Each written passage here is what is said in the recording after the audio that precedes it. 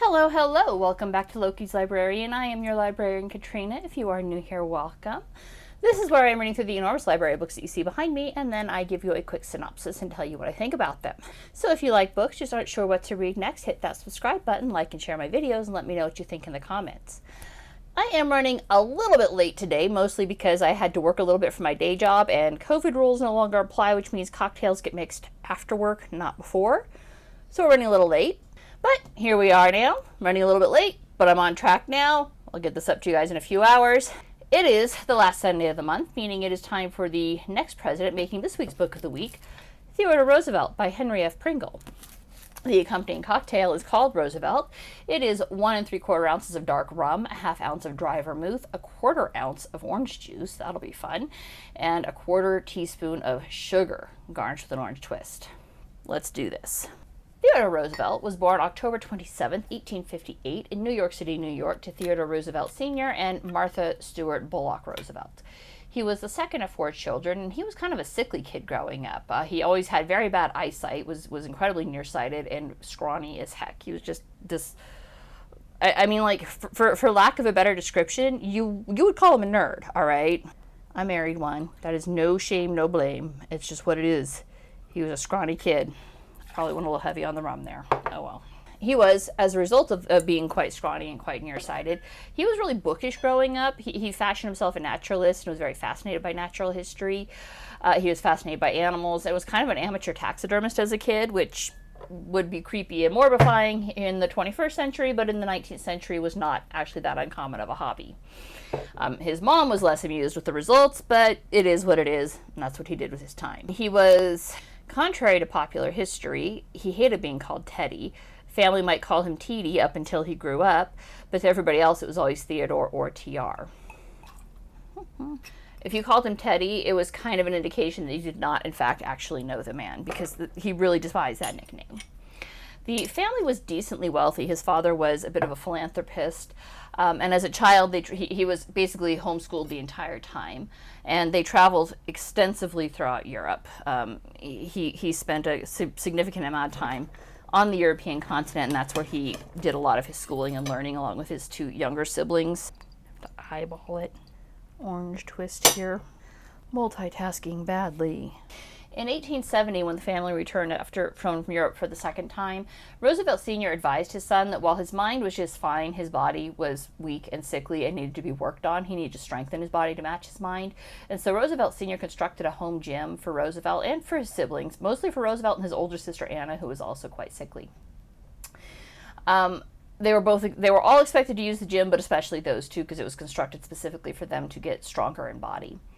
Now, Roosevelt, like most of us, despised exercise and was kind of perfunctory with it, just kind of going through the motions because his dad expected him to, until one day he experienced like an asthma attack while he was traveling, and the other kids on the stagecoach like bullied him mercilessly for it, and then he decided he needed to get nice and strong so that he could kick the shit out of anybody who bullied him, which is going to be a deeply ironic commentary on his life later. He started taking it seriously from there and quite willingly began boxing lessons. And from there, of course, you put the effort in and your body is, in fact, going to get stronger. Let's shake this. Okay. Now, as he grew up, his love for natural history was slowly replaced by a love for outdoor sports, which is fine. But one of the sports that he really especially took to was hunting. And as an avid reader while growing up, he glorified in his own mind the personification of the ideal man as this person who is vigorous in body and mind, a warrior and a cowboy, and basically set about making that a life for himself. And I have no problem with that, right? I have no problem with wanting to better yourself, wanting to be make yourself stronger and more physically fit to meet the demands of the world. I do have a problem with the fact that he started all of this because he was bullied and then later in life became a phenomenal bully. We're going to get to that in a little bit. Now, he entered Harvard in the fall of 1876, and he was a decent student. I mean, he wasn't necessarily top of the class, but he wasn't at the bottom either. He was just kind of, there to get the degree, which is cool. That's what a lot of people do. While he was in college, he met his first wife, Alice Hathaway Lee. Now, they married in 1880, shortly after Roosevelt graduated from Harvard, and they were married for 4 years before she died. Now, he entered the political scene in New York like immediately after graduating from Harvard. I mean, that was just that he knew he needed to, support his new wife, and so that's what he did. He entered politics, and he served as a member of the New York State Assembly in 1882, 83, and 84.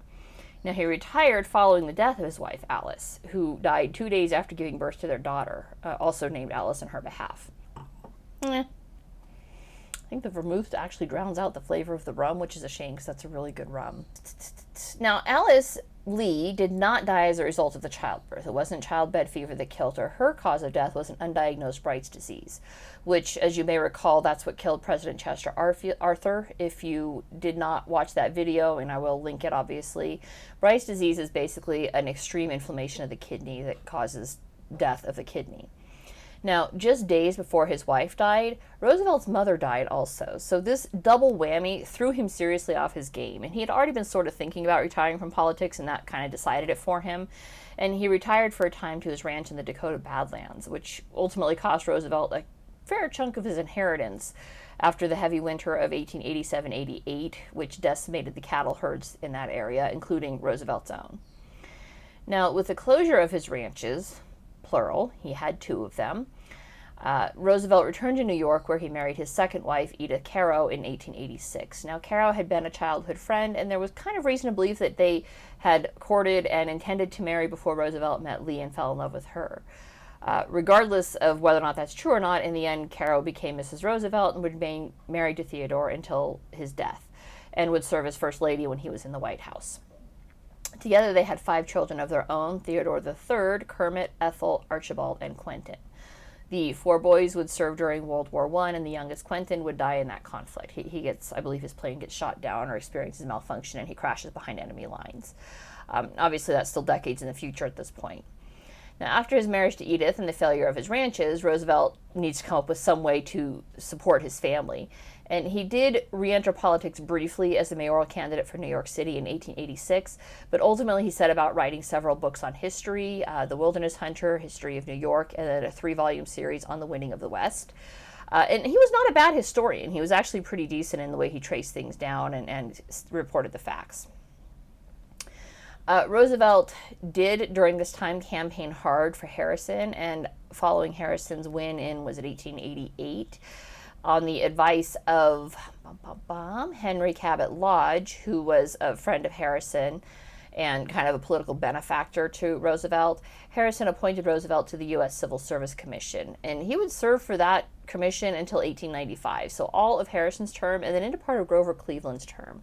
Because Grover Cleveland, he didn't actually care for Grover Cleveland. He thought Cleveland was a corrupt politician, which there's a lot of irony in Theodore Roosevelt's life, but Cleveland genuinely respected and believed in civil service reform and meritocracy, and he saw that Roosevelt was doing a good job in that role, and so he kept him on as part of the U.S. Civil Service Commission until Roosevelt left on his own in 1895, when he sought a position on the Police Board of New York. Now, he was actually an odd man in the police board, and the reason that I say that is his idea of being absolutely strict enforcement of law. And there was no give in him, right? There was no extenuating circumstances. The law was the law. And this all sounds good in theory, but ultimately led to the belief that he only enforced the laws on the poor people of the city. And the example given in the book was a law that existed against serving alcohol on Sundays. Now, most of the establishments paid lip service to this law, closing the front doors but paying cops to look the other way as they let patrons in through the back door.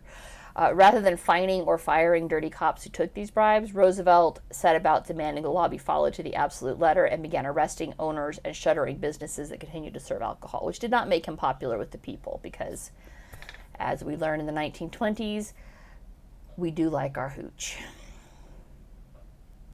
Yeah, I'm not digging that one. I guess the vermouth, dry vermouth, was a rough sell for me. Most hardest hit were, of course, those in the low rent areas, because in the high rent areas, they would just serve it in their homes, right? They'd have the brandy at home and serve the people there. Now, this became, the workaround that eventually came about is a law was passed in New York City that a hotel with 10 rooms or more could serve alcohol on Sundays, and a lot of hotels sprang up that had the requisite 10 rooms that were available to rent by the hour wink, wink, right? And they were able to serve alcohol on Sundays. So now prostitution exploded along with alcohol use, all of which Roosevelt was staunchly against. Now I put a typo on my write-up here, in 1886, when McKinley ran, 1896, excuse me, still have a typo in there. In 1896, when McKinley ran and won the White House, Roosevelt was again brought to national politics, this time as Assistant Secretary of the Navy. And when the USS Maine was sunk in Cuba on February 15, 1898, Roosevelt resigned from this post so that he could rally the troops for the invasion of and war in Cuba. And I feel like Teddy Roosevelt and the Rough Riders are covered in most high schools, although I can't for the life of me think why. This was like a nothing conflict, right? I mean, the only reason I can come up with is that Roosevelt himself was this kind of larger-than-life character, and he's been built up in the national zeitgeist as this great leader, and I just don't see it. He built up and believed his own legend, and maybe that's part of it, is because he did believe his own hype. Now, by August 1898, so a scant, not even a full year, right, it was like a few months later, Roosevelt, having charged up Kettle Hill and possibly San Juan, was basically bored with war. They had essentially won the island, and demanded that his troops be allowed to return home. And as the war was in fact effectively over by this time, his wish was granted, and he was returned as a hero to the United States. Now, he immediately threw his hat in the ring as a candidate for the governor of New York, in which capacity he was serving when he was tapped to be vice presidential candidate in 1900 for McKinley's second term in office. Now, he was scaling a mountain in the Adirondacks when word was brought to him that McKinley had succumbed to the assassin's bullet, which had been fired the week before. When he first heard about it, he went immediately to McKinley and was very respectful. Like, nobody would question that he handled the moment with dignity and grace and was not, gleeful or malicious or, oh, it's finally mine. Nothing scummy like that. He handled it quite well in the moment. But he had been assured the president was on the mend, and so he continued on his vacation, which was to climb the Adirondacks. And that's where he was when the messenger found him and said, hey, McKinley's sliding, you better get back. And by the time he returned to civilization, McKinley had passed, and he was now president of the United States. That would make him the fifth vice president to step up after a death in office. So you had John Tyler after William Henry Harrison, and was it Fillmore? Oh no. Who came after Zachary Taylor? Because Taylor died in office. I have to refresh my memory. Millard Fillmore. I am correct. So Millard Fillmore stepped in after Zachary Taylor, and then of course you have Andrew Johnson after Lincoln, Chester Arthur after Garfield, and now here he is, number 5, stepping into the role. Now, while serving out the remaining years of McKinley's second term in office, Roosevelt managed to push through the building of the Panama Canal, but he didn't do it in the most diplomatic of means. Rather, he kind of propped up a military for Panama, which at the time was part of Colombia. So Panama was not its own nation. It belonged to Colombia at the time. He did so by kind of installing U.S. troops and pushing for Panamanian independence. And by the time Colombia realized what was happening, it was basically a done deal. So he pushed all this through very quickly, very behind the scenes, so that the canal could be built through an independent country that was beholden to the United States for her independence. Now, additionally, and this is some 21st century financial fuckery, the new Panama Canal Company, which is the company that built the Panama Canal, had $40 million paid into it by the United States to build the canal. That was $40 million in 1900 money, 1901 money. So we're talking gold-backed dollars back then. And no one knows who owned the new Panama Canal Company. And I mean no one. The canal was built, obviously. It's still in use to this day, but we don't know who owned the stock to the company that built it, and so we don't know who got obscenely rich off of this deal. I mean, I did a Google search for it. Nothing came up. What returned was references to the third set of locks that were built in the 21st century, so there's a mystery for the ages. I mean, someone benefited from this, obviously. We just don't know who. And, okay, conspiracy theorists, there's your new assignment. Go out and find out who was backing the new Panama Canal Company in the early 20th century. So we're talking like 1900 to 1908, somewhere in there. Nicaragua was initially favored for the canal across the Central Isthmus, but around the time the decision had to be made of where to put the canal, Mother Nature helped seal the deal by having a volcano in Nicaragua erupt, and so Panama became the preferred location. So the canal was a hot issue of the presidency, and after the canal was underway, Roosevelt publicly made the very improvident statement that he took Panama. And I forget the context of the conversation where this was said. I mean, he may actually have been in court being deposed for something, but it was publicly stated, and this caused Colombia to throw a fit, and Woodrow Wilson, to appease the situation, offered $25 million of settlement to Colombia for the loss of Panama. And Roosevelt took the settlement personally and kind of hated on Wilson for the rest of his life for that. Now, at the presidential election of 1904, Roosevelt actually made history as the first inheritor of the position to win the nomination and election in his own right. Now, none of the other, vice presidents who stepped into the role because of death had even been nominated in their own right. They immediately were pushed out. Like, John Tyler was hated by both parties. Millard Fillmore was pushed aside for that steel trap mind of mine is not so steely. Franklin Pierce, he got the nomination after Fillmore. And then you had Andrew Johnson. Of course, he lost to Grant. Chester Arthur wasn't even nominated. So here we've got Teddy Roosevelt won a nomination and the election in his own right. And that was new. That was big. No other VP had done that. And he then made the very foolish statement that this will have been his second term, even though he only won one on his own right, and he would not run again in 1908. Now, his second term was basically spent acting as intermediary between various European powers and as a peacemaker between Japan and Russia during the Russo-Japanese War from 1904 to 1905. During that conflict, the U.S. unofficially backed Japan. Japan was officially backed by the United Kingdom. Roosevelt's diplomatic corps did manage to negotiate the formal peace between the two warring nations in Portsmouth, New Hampshire on September 5, 1905.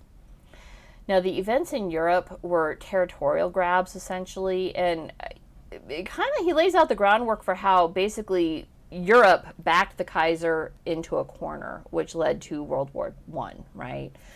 Part of it was France made a territorial grab for Morocco, which pushed Germany out of that country, and that didn't help matters. A not insignificant chunk of the book was spent laying out the world events that lead to World War I less than a decade after Roosevelt was out. And I mean, years, like mere years, right? Basically, all the pieces were there. Roosevelt just managed to kick the can down the road a little bit so that the World War became someone else's problem, which is ironic given how much Roosevelt glorified war. Or maybe not. I mean, as commander-in-chief, he would not have been able to go to war himself. And when the Great War kicked off and America finally entered the fray, he petitioned Wilson to raise a battalion on his own and go fight himself. The petition was denied, but he did make the attempt. When the election year of 1908 rolled around, Roosevelt made the announcement reconfirming that he was not seeking his own second term and throwing his support to William Howard Taft, who had been his Secretary of War up till that point. And with the backing of Roosevelt, Taft won quite handily, and upon leaving office, Roosevelt set sail for Africa and Europe. In Africa, he basically hunted the continent, killing like 200 animals, which he had shipped back to the Smithsonian for preservation and display. I think they said only like 60 of them were able to be displayed. I don't know if that's just because there was damage in transit or what, but he was outraged that they didn't take the whole collection for the American people. The second continent, so Europe, he basically schmoozed his way around the crowned heads of Europe, and he was a huge hit. Everybody loved him. The crowned heads adored him. He even attended the funeral of King Edward VII as the American representative on behalf of President Taft, Edward VII having died, and Roosevelt was in Europe already, and so Taft wired him and said, hey, can you go and represent the United States at this funeral, which he did, and graciously. I mean, he managed to not turn it into something all about him, which I'm a little surprised by that, but there it is. Yeah, it's not an awesome one. I'm not digging that. I think it's the vermouth, though, because the rum was, rum tends to be sweet on its own right, but the vermouth just sucks it out. Maybe I should have made it with sweet vermouth. The recipe calls for dry, but woof. Now, when it's Roosevelt, not Roosevelt. When Roosevelt returned to the States in 1910 is kind of when the division with Taft became a thing. Up until then, they had been friendly. Roosevelt decided that he could do things better, though. And while he denied that this is what he was doing, he essentially began campaigning, laying out the groundwork for his own return to politics in 1912. He started out doing like a train tour through the United States, and by like his second or third stop, he had like 25 newspapermen following along to see what he was going to say next. So he can say, or he said that he wasn't trying to campaign, but really he was campaigning. And he began by creating a platform on which he would run, which he called the New Nationalism, and it absolutely reeked of socialism. I quote, the betterment which we seek must be accomplished, I believe, mainly through the national government. The New Nationalism puts the national need before sectional or personal advantage. The New Nationalism regards the executive power as the steward of the public welfare. It demands the judiciary that it shall be interested primarily in human welfare rather than in property. End quote. And people before property sounds good, except that the only way to actually make that happen is for the government to own all the property and the people to own nothing. And he essentially turned his back on the Constitution, which was written to protect property rights, right? He also had the idea that the wealthy should not be able to buy their way out of trouble, which is a fine idea, and I agree with it. However, by this time in history, the wealthy already owned our elected officials. Roosevelt's campaign in 1904 is testament to that. Many rich financiers had contributed huge sums of money to his campaign, which was not required to be kept track of or disclosed. Campaign finance reform had not yet happened at that point in time. So huge sums of money were poured into his coffers, none of which was ever accounted for, and he benefited directly from that. He turned his back entirely on the Republican Party in 1912, forming his own progressive Bull Moose Party for that year. But since the platform differed little from what the Democrats proposed, and the Democratic nominee Woodrow Wilson had done a respectable job running New Jersey the year before the election, Wilson won in an absolute landslide. He got like 436 electoral votes to Roosevelt's 88 and Taft's 8. We're going to learn more on that in the next few months because, we still have Taft and Wilson to get to. Now, with his defeat in 1912, Roosevelt truly was done with politics, and he refused to run again, even though his own Progressive Party nominated him in 1916. He was done. And when the U.S. finally entered the Great War in 1917, Roosevelt petitioned to form his own brigade and was rejected, probably for the best. Like, by this time, his health was not the most awesome. He was wholly blind in one eye, and within a year would be completely deaf in one ear. Roosevelt died at his home in Oyster Bay on January 6, 1919, coronary embolism, basically.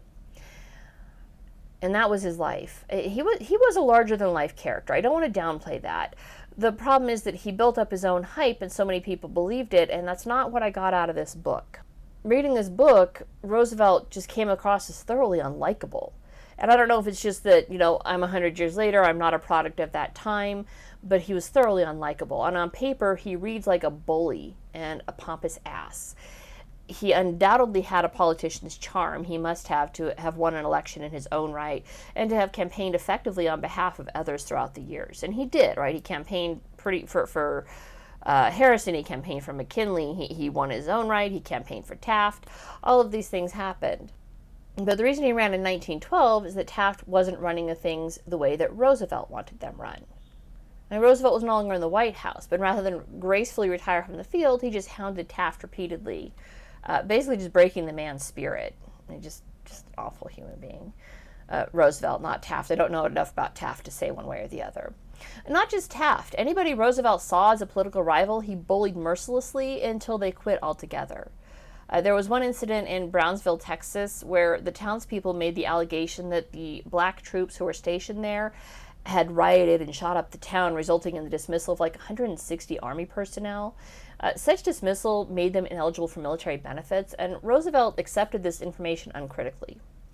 When Senator Joseph B. Foraker from Ohio showed pretty conclusively that it was the townspeople, the racist townspeople, who shot up their own town and framed the troopers, Roosevelt refused to back down. He refused to accept that he had made an error in judgment and hounded Foraker into retirement rather than just admit that he had made a mistake.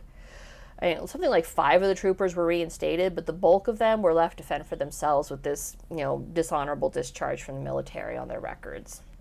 Well, the book, it was well written. It did win a Pulitzer Prize in its day. It was originally written in 1931. It was updated in 1956 to reflect how some of Roosevelt's policies contributed to World War II, specifically the handling of Japan and Japanese citizens following the Russo-Japanese War. Roosevelt just came across as unlikable. which made it hard for me to get through. He was not, to me, he was not somebody I could relate to that made me like him as a human being. I mean, there's nothing wrong with making a mistake. Everybody makes mistakes as long as you can own that mistake, which he never truly did. And he might say, yeah, I did that, but so what? Right? Which is a very, maybe it's just because I'm so sick of the corrupt politicians in the 21st century that I look at that and say, oh, that's where all this shit started, was with Roosevelt. Unless it was politically expedient to admit to X, which, again, is a very political thing to do. An example in that is when he was young, he believed in free trade until he joined the Republican Party, and then like that, he was cured of his belief in free trade. It was no longer politically convenient to believe that.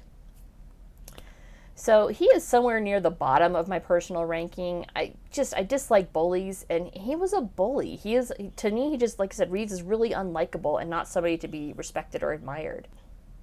Didn't care for the man. He's somewhere near the bottom. He might actually be lower than Andrew Jackson. We're going to see what happens with Taft and Wilson. I already have some opinions about Wilson. We're going to find out just how right I am on those. If you liked what you saw, don't forget to hit subscribe, and I will see you guys next Sunday. Bye.